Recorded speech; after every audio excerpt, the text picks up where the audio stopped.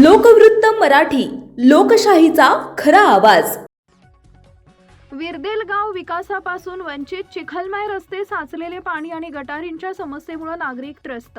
धुळे जिल्ह्यातील शिंदखेड तालुक्यात असलेल्या विरदेल गावात मूलभूत सुविधांचा प्रश्न दिवसेंदिवस गंभीर होत चाललाय। गावातील अनेक रस्ते चिखलमय झाल्याने नागरिकांना मोठा त्रास सहन करावा लागतोय। विशेष म्हणजे गावाच्या मुख्य चौकात पाणी साचत असल्याने पादचारी, विद्यार्थी आणि वाहन चालकांची मोठी गैरसोय होत आहे। या साचलेल्या पाण्यामुळे परिसरात दुर्गंधी पसरत असून डासांची वाढ होतीये, त्यामुळे डेंग्यू, मलेरिया आणि इतर साथीच्या रोगांचा धोका वाढल्याची भीती नागरिक व्यक्त करतात।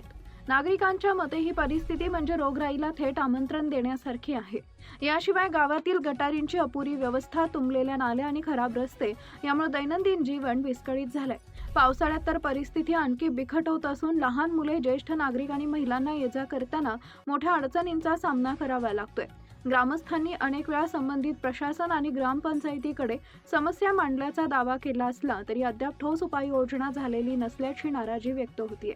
विरदेल ग्रामपंचायत प्रशासनाने या गंभीर समस्यांची तातडीने दखल घेऊन चिखलमुक्त रस्ते, साचलेल्या पाण्याचा निचरा, गटारींची स्वच्छता आणि आवश्यक विकास कामे त्वरित हाती घ्यावीत, अशी मागणी आता नागरिकांकडून जोर धरू लागली आहे। विरदेल गावच्या विकासासाठी प्रशासन नेमकी कोणती पावलं उचलणार याकडे आता संपूर्ण गावाचं लक्ष लागलंय।